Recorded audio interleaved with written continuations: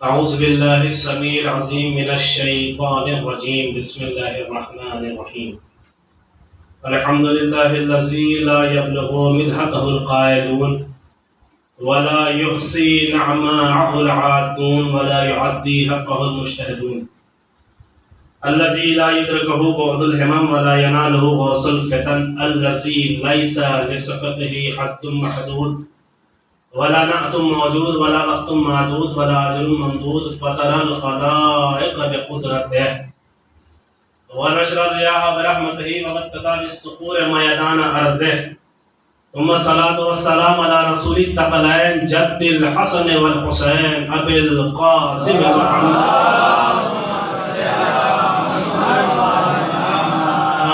فقد قال الله تعالى وتبارك في كتاب المبين وهو أصدق الصادقين وقوله الحق بالحق بسم الله الرحمن الرحيم ألف لام ميم ذلك الكتاب لا ريب فيه هدى للمتقين. صلى الله عليه وسلم. عزیزان محترم معزز سامعین اکرام عزاداران مظلوم کربلا، جیسا کہ آپ تمام حضرات کے علم میں ہے کہ محرم کا چاند نامودار ہو چکا ہے. عزیزان محترم یہ ایک رویہ بن چکا تھا الحمدللہ جو دھیرے دھیرے ہمارے درمیان سے ختم ہو رہا ہے کہ محرم کو ابھی بیچ میں لوگ ایک فیسٹیول ایک تہوار کی نظر سے دیکھ رہے تھے. چونکہ یہ ہمارے پرنسپل اور ہمارے مینیجر کا پیغام تھا آج سے 2 سال پہلے کہ جب بھی کہیں مجلس یا عشرے پر جانا تو اس چیز کو ضرور پبلک تک پہنچا دیں. دیکھیے عزیزان محترم، جیسے کہ محرم آنے والا ہوتا ہے اور ہماری تیاریاں یقیناً محرم کے لیے ہو جاتی ہیں، لیکن محرم کی تیاریاں اس طریقے سے کرنا جس طریقے سے کوئی ایک تہوار آنے والا ہو یہ غلط ہے. اگر یہی تیاری ہم اگر عید غدیر کو منانے میں کریں، یعنی یہ جو مسلسل کپڑوں کا خریدنا اور لباس کا ہرا رنگ کالا رنگ، تو عزیزان محترم محرم میں ایک کردار سدھارنے کا نام ہے. محرم ایک احساس کا مہینہ ہے، نہ کہ ہم اسے ایک فیسٹیول کی نظر سے دیکھیں بلکہ ایک احساس کے مہینے سے دیکھیں. بلکہ یہ جو 10 دن ہمارے سامنے موجود ہے یہ 10 دن اتنے عظیم ہیں، اور ان 10 دنوں میں وہ ایک دن اتنا عظیم تھا کہ چند لمحے میں حر لعنتی کو حر علیہ السلام بنا گیا. ایک شب جو ہے جو گزری تھی. تو یہ 10 دن جو ہے یہ احساس کا مہینہ ہے اور کردار بدلنے کا نام ہے. اگر یہی تیاریاں ہم عید غدیر کو منانے میں کریں اور لباس کو خریدیں، اور یقیناً کوئی یہ پوچھے، اس لیے میں نے یہ بات پہلے بھی کہی تھی کہ اگر عید قربان یا عید سعید یا جو بھی عید الفطر، اگر اس پہ آپ اپنے بچوں کو عیدی نہ دیں تو کوئی مسئلہ نہیں ہے، لیکن عید غدیر کے اوپر اپنے بچوں کو عیدی ضرور دیں، اور جتنا ہو سکے زیادہ دیں تاکہ بچہ ایکسائٹمنٹ میں خوشی میں پوچھے کہ آخر اس کی وجہ کیا ہے. تو آپ اپنے بچوں کو اپنے رشتہ داروں کو جو بھی ہو تمام حضرات کو عیدی دے کے یہ بتائیں کہ آج وہ دن ہے جس دن علی کی ولایت کا اعلان ہوا، اور آج علی کو تمام مومن و مومنہ بلکہ ساری کائنات کی ہر اشیاء پر مولا بنایا گیا. تو عزیزان محترم اس چیز کا خاص خیال رکھیں، اس لیے کہ لوگوں نے غدیر کو بھلانا شروع کر دیا ہے. پورا پروپیگنڈا چل رہا ہے. ابھی بھی کچھ اعتراضات بہت ہی عظیم شاعر جناب سبت جعفر صاحب، ان کے 2 مصرے کے اوپر ایک اعتراض ہو رہا ہے. دیکھیے مجھے اس سے گلا شکوہ نہیں ہے کہ کون ہے کتنا عظیم ہے، یہ نہ دیکھیے کہ کس کے سر کے اوپر امامہ ہے کس کے سر کے اوپر ٹوپی ہے، یہ دیکھیے کہ کہنے والا معتبر ہے یا نہیں.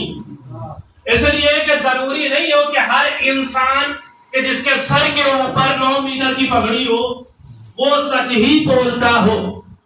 اور اس کی سیدھی سی مثال یہ ہے کہ آپ خود جنگ صفین میں دیکھ لیں، خود کربلا میں دیکھ لیں کہ کربلا میں جو مد مقابل فوج تھی وہ کوئی کافر نہیں تھے بلکہ مسلمان تھے.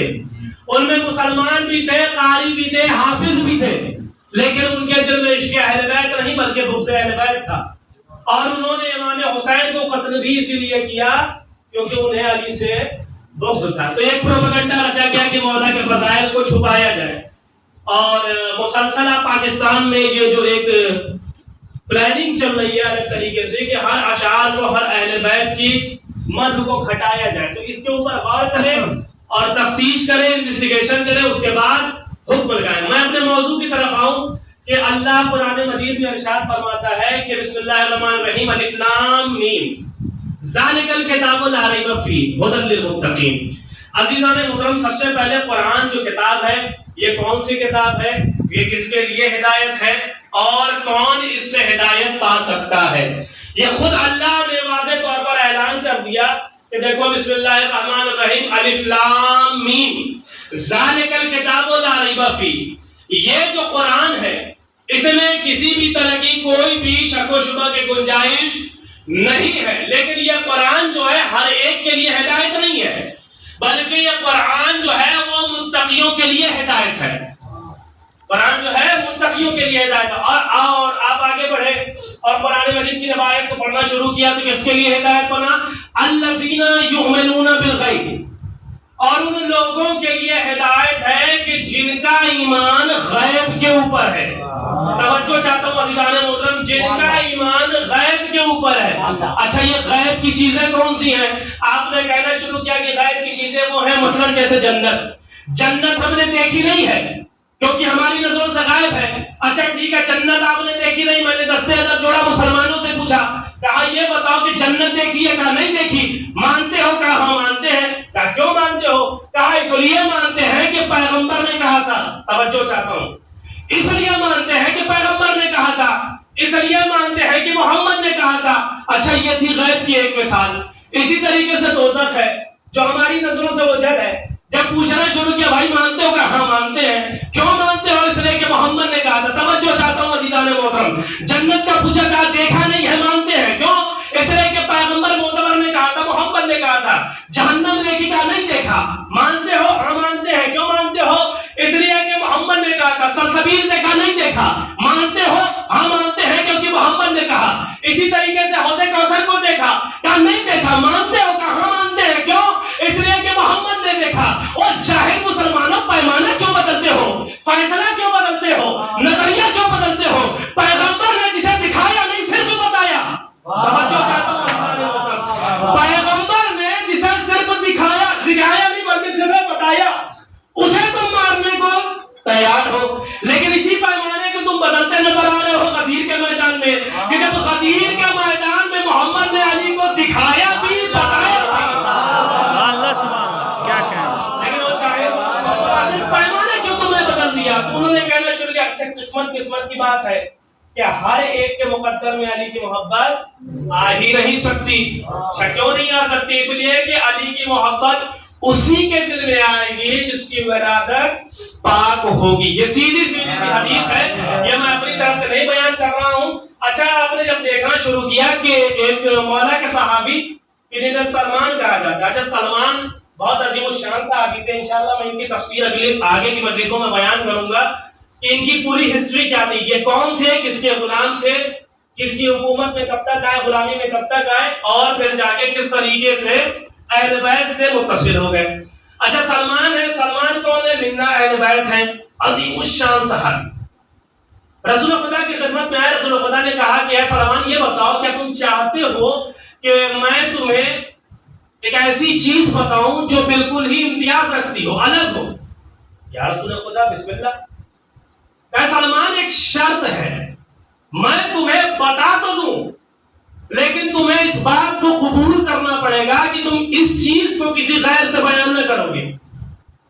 کہا ٹھیک ہے یا رسول خدا، آپ کا حکم سر آنکھوں کے اوپر، میں اس چیز کو کسی غیر سے بیان نہ کروں گا۔ دیکھیے اس جملے کو غور کریے گا کہ علی کی محبت ہر ایک کے دل میں نہیں جا سکتے، اس لیے کہ بابرکت چیز ہمیشہ برکت ہی جگہ پہ جاتی ہے۔ اب عزیزان محترم جناب سلمان سے کہنا شروع کیا کہ دیکھو میں تمہیں ایک حدیث سنائے دیتا ہوں، ایک علی کی فضیلت بتا دیتا ہوں۔ یا رسول خدا بسم اللہ۔ جناب سلمان کہتے ہیں کہ رسول خدا ارشاد فرماتے ہیں کہ بسم اللہ الرحمن الرحیم، لو اجتمع الناس علی حب علی بن ابی طالب لما خلق اللہ النار۔ کہ سلمان اگر ساری کائنات علی کی محبت پہ جمع ہو جاتی اللہ جہنم کو پیدا نہ کرتا۔ اللہ اکبر، خدا کی قسم کتنی بڑی فضیلت ہے۔ اگر علی کی محبت پہ سارے انسان جمع ہو جاتے، اچھا اس بات سے آپ کو سمجھ میں آ گیا ہوگا کہ اللہ نے کوئی بھی چیز ابس نہیں پیدا کی ہے. آپ نے کہنا شروع کیا ہم نے روایتوں میں سنا, ہم نے مجلسوں میں سنا ہے, ہم نے واقعے میں سنا ہے کہ چاہے علی کا شیعہ جو بھی ہو, گناہگار ہو, صاحب کردار ہو, لیکن سب کے لیے جنت ہے. بے شک جنت ہے. اچھا سب کے لیے جنت ہے, بس فرق اتنا ہوگا کوئی سیدھا سیدھا جنت میں جائے گا, کوئی پٹ پٹا کے جنت میں جائے گا, اپنے گناہوں کی سزا پا کے جنت میں جائے گا. اچھا یہ بات تو پتا چل گیا کہ جنت کی ٹکٹ بک ہو چکی ہے علی کے شیعوں کے نام. تو بھائی جہنم بھی تو بنی ہے نا. تو اللہ کسی چیز کو عبث پیدا نہیں کرتا ہے, تو جہنم کو بھی تو کسی چیز کے لیے پیدا کیا. اللہ کا رسول کہہ رہا ہے کہ سلمان ہم تمہیں ایک ایسی چیز بتائے دے رہے ہیں جو بالکل امتیاز رکھتی ہے. انہوں نے کہا یا رسول خدا بسم اللہ. ادھر رسول خدا نے کہا کہ لبیج تمع الناس علی حب علی ابن ابی طالب لما خلق اللہ النار, کہ اگر ساری دنیا علی کی محبت پہ جمع ہو جاتی اللہ جہنم کو خلق نہ کرتا. توجہ, اللہ جہنم کو خلق نہ کرتا. اچھا اتنا کہنے کو تو کہہ دیا. اس کے بعد رسول نے کہا کہ سلمان کسی کو بتانا نہیں, کیونکہ میں نے اسی شرط کے اوپر یہ فضیلت تمہیں بتائی ہے. اچھا اس کے بعد روایت بیان کرتی ہے کہ سلمان کے دل میں علی کے عشق کا سمندر ابلنے لگا. خدا کی قسم. اچھا انصاف سے بتائیے, اگر کوئی محبوب ہوگا اور اس کے دل میں محب کی اگر کوئی پسندیدہ چیز معلوم ہو جائے یا کوئی ایسی خوبی معلوم ہو جائے کہ جس کی وجہ سے وہ تمام انسانوں پہ افضلیت پا جائے, انصاف سے بتائیے کیا وہ اس چیز کو اپنے سینے میں چھپا پائے گا؟ کہ نہیں. اچھا اس کے بعد ہوا کیا کہ سلمان نکلنے کے بعد رفتہ آگے بڑھتے چلے جاتے ہیں. علی کے عشق کا سمندر ان کے دل میں ابلتا چلا جاتا ہے. اچھا سلمان سے برداشت نہیں ہو رہا, کبھی ایک شخص کو دیکھتے ہیں, کبھی دوسرے شخص کو دیکھتے ہیں, سوچتے ہیں بتا دوں یا نہ بتاؤں. اگر بتا دیتا ہوں تو پیغمبر کی نافرمانی ہوتی ہے, نہیں بتاتا ہوں تو دل میں کھلبلی مچ رہی ہے. روایت بیان کرتی ہے کہ رفتہ قدموں سے سلمان سے جب برداشت نہ ہوا ایک صحرا میں گئے. جانے کے بعد ایک اندھے کنویں کو دیکھا. جب اندھے کنویں کو دیکھا تو اپنے چہرے مبارک کو اس کنویں کے اندر ڈالا اور بلند آواز سے یہ جملہ کہا لو اجتمع الناس علی حب علی ابن ابی طالب لما خلق اللہ النار. جب اگر سلمان نے یہ جملہ کہا نا, خدا کی قسم اس کا اندھے کنویں سے ایک بیج نکلا, بیج کے سینے میں سے ایک درخت نکلا, درخت بلند ہوا. اس درخت کے ہر پتے پہ لکھا تھا کہ اگر علی کی محبت پہ سارے انسان جمع ہوتے تو اللہ جہنم کو خلق نہ کرتا. اچھا اتنا کہنا تھا, ایک ہوا چلی علی کے محبت کی عشق کی آندھی جب لوگوں کے درمیان چلی, وہ پتا مدینے کی گلیوں میں نکلا. اب جیسے پڑتا گیا, مومن نے دیکھا مسکراتا گیا, منافق نے دیکھا وہ بگڑتا گیا. اچھا یہ معاملہ جب پہنچا نا رسول تک کہ یا رسول خدا یہ کیا ہو گیا, مدینے میں افراتفری مچ گئی, آخر معاملہ کیا ہے؟ تو رسول خدا نے کہا کیا ہوا؟ کہا یا رسول خدا ایک پتا آیا ہے کہ جس کے اوپر لکھا ہے کہ اگر ساری کائنات علی کی محبت پہ جمع ہو جائے تو اللہ جہنم کو خلق نہ کرے. یا علی آپ نے تمام افضلیت, یا نبی آپ نے تمام افضلیت تو علی کو دے دی. اچھا پھر معاملہ کیا ہوا کہ اس کے بعد سے جیسے ہی رسول کو یہ پتا چلا, رسول نے فوراً سلمان کو بلایا اور سلمان کو بلانے کے بعد ایک جملہ کہا کہ سلمان یہ بتاؤ کیا میں نے تم سے کہا نہیں تھا کہ تم اس فضیلت کو کسی بھی غیر سے نہیں بیان کرو گے؟ اچھا سلمان کہتے ہیں کہ یا رسول خدا قسم خدا کی میں نے اس فضیلت کو کسی انسان سے نہیں بتایا. توجہ چاہتا ہوں, میں نے اس فضیلت کو کسی انسان سے نہیں بتایا. اچھا میں اس چیز کو یہاں پہ روکوں گا. اب آئیے, جناب سلمان نے فضیلت علی کو کسی انسان سے نہیں بتایا بلکہ ایک اندھے کنویں سے بتایا. وہ کون سا کنواں؟ جو بنجر تھا, نہ اس میں پانی تھا نہ گھاس تھی, کچھ نہیں تھا. لیکن جب فضیلت علی کی آواز گئی ایک بیج اس میں سے پنپا. توجہ چاہتا ہوں عزیزان محترم. اچھا جناب سلمان نے اس میں اپنا چہرہ ڈالا تھا اور فضیلت علی کو بیان کیا تھا. میں بھی عالم تصور میں پہنچا اور اس کنویں میں جھانکا اور ایک جملہ کہا کہ یہ بتاؤ کہ جب تم بنجر تھے, نہ تمہارے میں پانی تھا نہ تمہارے اندر کوئی بیج یا درخت, کچھ بھی نہیں تھا, آخر اچانک سے یہ درخت کہاں سے نکلا؟ اچھا جب میں نے عالم تصور میں سوال کیا تو اس بیج نے بڑھ کے یہ آواز دی کہ دیکھو جب محمد نے سلمان کو یہ فضیلت بتائی تو یہ شرط رکھی کہ کسی انسان سے نہ بتانا، لیکن پھر بھی سلمان نے اس کنویں میں آ کے بتایا۔ سلمان علی کی فضیلت کو اپنے دل میں چھپا نہ سکا۔ اے شخص یہ بتا کیسے ممکن تھا؟ بھائی میں تو بیج تھا نا، میں تو ادنا سا بیج ہوں، میں بول نہیں سکتا۔ جب سلمان جیسا صحابی جو منا اہل بیت ہے، عظیم الشان صحابی ہے، علی کی فضیلت کو اپنے دل میں نہ چھپا سکا، منہ سے کنویں میں اگل دیا، تو یہ بتاؤ میں ادنا سا بیج ہوں، بول تو سکتا نہیں۔ جب میں نے علی کی فضیلت کو سنا، میں نے بھی اپنے سینے کو چاک کیا، میں نے بھی اپنے سینے کو چاک کیا، چونکہ میں بول نہیں سکتا تھا، لہذا میں نے اپنے دل کی خواہش کو اس درخت کے ہر پتے پہ لکھا کہ اگر علی کی محبت پہ سارے انسان جمع ہو جاتے تو اللہ جہنم کو خلق نہ کرتا۔ میں کہوں گا اما جب علی کی فضیلت ایک اندھا کنواں نہ برداشت کر سکا تو آج کے عقل کے اندھے مسلمان اللہ سبحان اللہ، واہ واہ واہ، کیا کہنا ہے،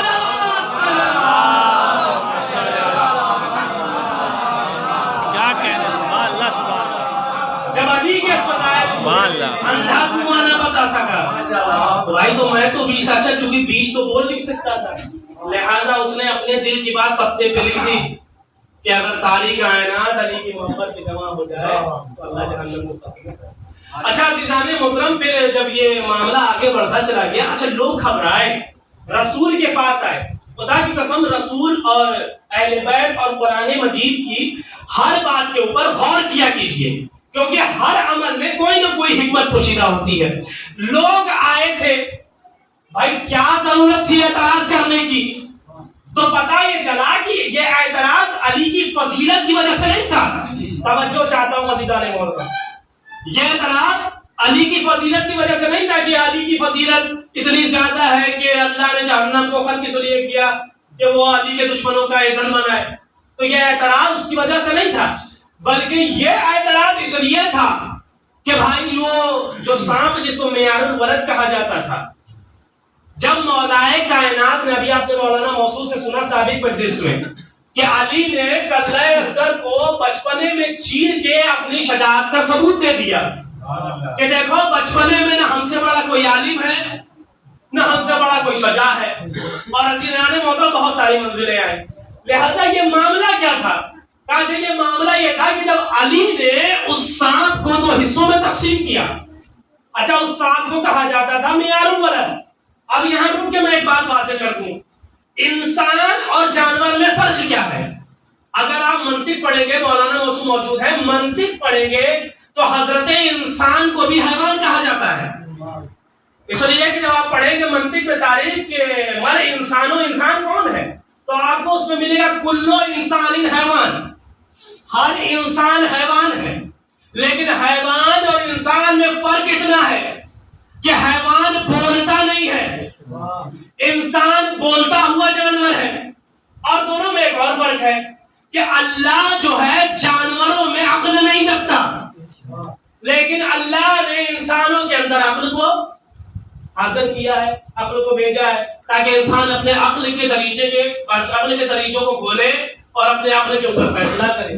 تو اب عزیزان محترم، یہ جو معیار الولد تھا، یہ جو سانپ تھا، یہ جو جانور تھا، بھائی عقل تو رکھتا نہیں تھا، ہو سکتا تھا کہ کہیں کبھی کدار کسی مومن بچے کو نکل جائے۔ توجہ چاہتا ہوں عزیزان محترم، اس لیے کہ عقل تو رکھتا نہیں تھا، یہ ان کا عقیدہ تھا کہ یہ سانپ جس کو سونگ کے چھوڑ دے وہ پاک ہے اور جسے نگل جائے وہ نجس ہے۔ تو بھائی ہے تو جانور ہی نا، ہو سکتا ہے ممکن ہو کہ اس سے کوئی خطا ہو جائے اور وہ کسی مومن بچے کو نگل جائے۔ اچھا جب انہوں نے شکایت کی کہ یا رسول خدا آپ کے بھائی نے اسے مار دیا، اب ہم بچوں کی تحقیق کیسے کریں گے؟ تو رسول خدا مسکرائے اور مسکرانے کے بعد ایک جملہ کہا کہ تم پریشان کیوں ہوتے ہو؟ کیا تم یہ سوچتے ہو کہ اس سانپ کے مر جانے سے تمہاری مشکلیں بڑھ گئی ہیں؟ کیا تمہیں اس بات کا پتہ نہیں ہے کہ وہ سانپ مر گیا اور علی نے اسے مار کے تمہیں ہلاکت سے بچا لیا، اور ایک پیغام دے دیا کہ دیکھو اگر اب سے کسی بچے کا پتہ لگانا ہو تو اس کے سامنے علی کا ذکر چھیڑ دینا، اگر بچہ مسکرا دے۔ نہیں عزیزان محترم، یہ جو حدیث تھی یہ بڑوں سے متعلق تھی کہ کسی بھی مومن کے سامنے تذکرہ چھیڑ دینا، اگر وہ سن کے خوش ہو جائے تو مومن ہے، یا کسی بچے کے سامنے علی کو پیش کرنا، اگر علی کے چہرے کو دیکھ کے مسکرا دے تو سمجھنا حلال زیادہ۔ توجہ عزیزان محترم، تو یہ جو فضیلت آئی تھی نا لکھ کے، یہ جو جنت کا ٹکٹ علی کی محبت کی جو ہوا چلی تھی، جو پتہ چلا تھا کہ علی کی محبت پہ اگر ساری کائنات کے لوگ جمع ہو جاتے تو اللہ جہنم کو خلق نہ کرتا۔ تو عزیزان محترم، مسئلہ علی کی فضیلت کا نہیں تھا، بلکہ مسئلہ اس کا تھا کہ وہ پتہ نہ صرف علی کی فضیلت دکھا رہا تھا بلکہ وہ بہت سارے لوگوں کی نسلوں کا پتہ بھی دے رہا تھا۔ اس لیے کہ جو مومن بندے تھے وہ مسکرا رہے تھے، جو منافق بندے تھے ان کا چہرہ بگڑ رہا تھا۔ اچھا، جو مومن تھے وہ مسکرا کے اپنے حلالی ہونے کا ثبوت دے رہے تھے، جن کا چہرہ بگڑ رہا تھا وہ غیر حلالی کا ثبوت دے رہے تھے۔ صلوات پڑھ محمد۔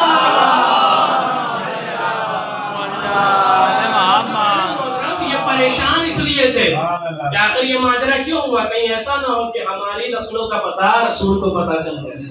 اس لیے کہ ظاہر بات ہے کہ علی کی فضیلت ہر ایک کے مقدر میں نہیں ہے۔ خدا کی قسم آپ بڑے بہت ہی شرف والے ہیں، خوش نصیب ہیں کہ اللہ نے آپ کے دل میں اہل بیت کی محبت کو پیدا کیا۔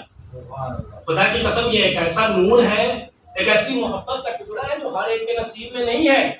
یہ ماتھے کی پیشانی پہ صاف جب آپ پورے صراط سے گزریں گے تو پتہ چل جائے گا کہ کون اہل بیت کا محب ہے اور کون وہ ہے جس نے اہل بیت کے حق کو غصب کیا۔ خدا کی قسم، کبھی اہل بیت کے غاصبوں کا، اہل بیت کے دشمنوں کا ساتھ نہ دیجیے گا، اس لیے کہ کہیں ایسا نہ ہو کہ ان کے ظلم کی آگ میں جو انہوں نے ظلم ڈھائے ہیں اہل بیت پہ، کہیں ایسا نہ ہو کہ آگے جو ان کے ساتھ ہمسائیگی نبھا رہے ہیں، ان کے ساتھ رہ رہے ہیں اور ان کے ساتھ نیکیاں کر رہے ہیں اور غلط کاموں میں ہاتھ بٹا رہے ہیں، کہیں ایسا نہ ہو کہ یہ گناہ آپ کو بھی جہنم میں لپیٹے میں لے لے۔ تو عزیزان محترم، انسانیت الگ چیز ہے، محبت الگ چیز ہے، اور محبت، یہ محبت سے مراد محبت اہل بیت۔ انسانیت الگ چیز ہے، اسلام اس لیے کہا گیا ہے مسلمان ہونا الگ ہے، مومن ہونا الگ ہے۔ اسلام، قرآن جو ہے، قرآن مجید لوگوں سے نہ صرف مسلمان ہونے کی مانگ کر رہا ہے بلکہ لوگوں سے مسلمانوں سے مومن اور مومن سے متقی ہونے کی مانگ کر رہا ہے۔ لہٰذا اپنا عمل اس طریقے سے بنائیے کہ ہمیں اہل بیت کے سامنے کبھی شرمندگی کا احساس نہ ہو، اور یقیناً یہ محرم ہے، یہ 10 دن کا محرم ہے، ہر چیز کو چھوڑ دیجیے گا لیکن کبھی فضائل اہل بیت کے دامن کو نہ چھوڑیے گا، اس لیے کہ یہی ایک واحد ذریعہ ہے جو آپ کو ہمیشہ کامیاب رکھے گا۔ اہل بیت کے فضائل کو سنیے، اہل بیت کی سیرتوں کو سنیے اور اپنے کردار میں تبدیلی لائیے۔ خدا کی قسم، جن لوگوں نے بھی اہل بیت کے حق کو غصب کیا، فرشتے کبھی انہیں ایسا نہیں ہو سکتا کہ ان کے اعمال کو سبکی سے پیش آئیں، ان کے اعمال میں سبکی سے پیش آئیں، بلکہ ان کا اعمال جو ہے قرآن مجید اعلان کرا وَلَهُمْ عَذَابٌ مُهِينٌ، ان کے لیے ایک رسوا کن عذاب ہے۔ تو اللہ کے واسطے اس چیز پہ غور کریں کہ کون اہل بیت کا محب ہے اور کون اہل بیت کا دشمن ہے۔ محرم کا آغاز ہو چکا ہے، آج چاند رات تھی، ایک شخص آیا چھٹے امام کی خدمت میں،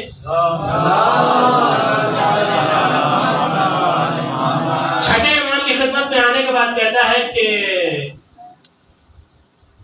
یا امام المتقین، یہ بتائیے کہ جب بھی کوئی انسان مر جاتا ہے، دیکھیں میں نے کہا تھا کہ محرم جو ہے احساس کا مہینہ ہے، یہ 10 دن آپ کے لیے بہت خاص ہے، لہٰذا اس میں جتنا ہو سکے حسین کے اوپر گریہ کریں۔ ابھی آپ نے سابق مجلس میں سنا کہ جتنا ہو سکے بلند آواز سے حسین کے اوپر گریہ کیا کرو۔ کیوں؟ اس لیے کہ امام حسین اس شخصیت کا نام ہے جسے کربلا میں رلا رلا کے مارا گیا۔ رونا الگ ہوتا ہے، رلانا الگ ہوتا ہے۔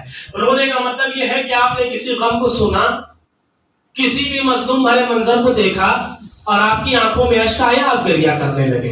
لیکن رلانے کا مطلب یہ ہوتا ہے کہ آپ ابھی گریہ کر چکے تھے، پھر لوگ آئے اور آنے کے بعد انہوں نے ایک اور غم سنا دیا جس کی وجہ سے آپ کا دل برداشت نہ کر سکا، آپ کی آنکھوں سے اشک جاری ہوا. خدا کی قسم کربلا میں امام حسین کے ساتھ کیا ہوا؟ امام نے یہ جو جملہ کہا ہے کہ مجھے کربلا میں رلا کے مارا گیا ہے، اس کا مطلب آپ سمجھتے ہیں عزادارو، ابھی علی اکبر کے سینے پہ نیزے کا غم حسین بھول نہیں پاتے تھے کہ آنے والا جیسے ہی علی اکبر کے غم بھول نہیں پاتے تھے، سامنے والے عباس کے بازو کے غم کو یاد دلاتے تھے. ابھی عباس کے بازو کے غم کو نہیں بھول پاتے تھے کہ سامنے والے علی اصغر کے گلے کے غم کو یاد دلا دیتے تھے. جزاکم اللہ. خدا آپ کو کوئی غم نہ دے سوائے غم مظلوم کربلا کے. وہ شخص آتا ہے کہتا ہے کہ یا امام المتقین یہ بتائیے، جب بھی کوئی مرتا ہے اور مرنے کے بعد جب وہ میت چلی جاتی ہے تو لوگ اس کے بعد گریہ کرتے ہیں. آج چاند رات ہے نا، احساس کریے گا عزاداروں، جب اس نے یہ جملہ امام سے کہا نا کہ امام یہ بتائیے کہ آج جب بھی کوئی میت آتی ہے اور جب اسے دفنا کیا جاتا ہے تو لوگ اس کے بعد گریہ کرتے ہیں. اے امام میں نے دیکھا ہے، ارے جب بھی محرم کا چاند نمودار ہوتا ہے آپ اور آپ کے شیعہ ارے اس چاند کو دیکھ کر ہی گریہ کرنے لگتے ہیں. امام نے فرمایا شخص ارے تجھے اس بات کا علم نہیں ہے، ارے ہمارے شیعہ جب بھی اس چاند کو دیکھتے ہیں نا، جب بھی محرم کا چاند نمودار ہوتا ہے، اللہ کے حکم سے فرشتے حسین کے اس کرتے کو ہوا میں بلند کرتے ہیں جو خون سے آلود ہوتا ہے، جو خنجروں سے الگ الگ ٹکڑے ہوتا ہے. جب بھی ہماری نظر اس کرتے پہ ہوتی ہے ہمارا دل بے چین ہو جاتا ہے، یا حسین کی صدائیں بلند ہو جاتی ہے. جزاکم اللہ. خدا آپ کو کوئی مدد سوائے غم مظلوم کربلا کے. ایک جملہ اور مجلس کو تمام کیے دیتا ہوں. 28 رجب کو جب یہ قافلہ نکلنے لگا ہے نا، ایک بہن ہے، 2 بھائی ہیں، بڑی محبت ہے. اچھا جناب سغرا نے کیا دیکھا کہ چچا عباس جو ہے کربلا میں جانے والے کی فہرست بنا رہے ہیں. عزاداروں تصور شرط ہے، خدا کی قسم آپ کی بھی بہنیں ہوں گی نا، جب ایک بھائی ایک بہن سے جدا ہوتا ہے تو اس کی محبت کیا ہوتی ہے، آپ احساس شرط ہے بہت گریہ کریں گے. عزاداروں جناب سغرا آئی اور آنے کے بعد چچا عباس سے کہتی ہے اے چچا عباس یہ بتائیے کیا فہرست میں میرا بھی نام ہے؟ عباس نے سغرا کو دیکھا، ایک جملہ کہتے ہیں سغرا مجھے معاف کرنا لیکن پاپا نے تمہارا نام فہرست میں نہیں رکھا ہے.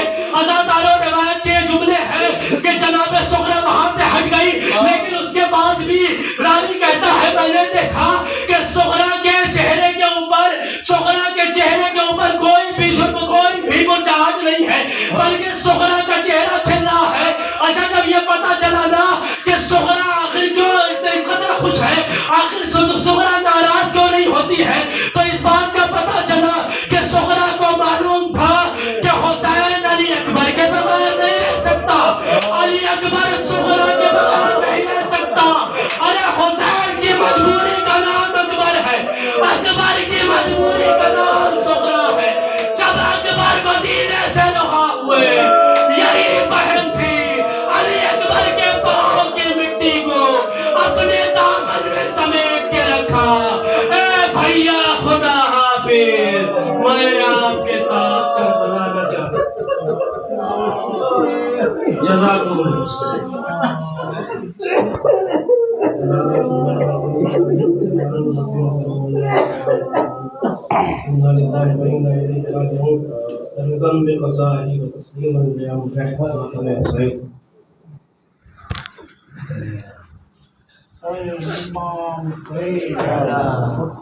امام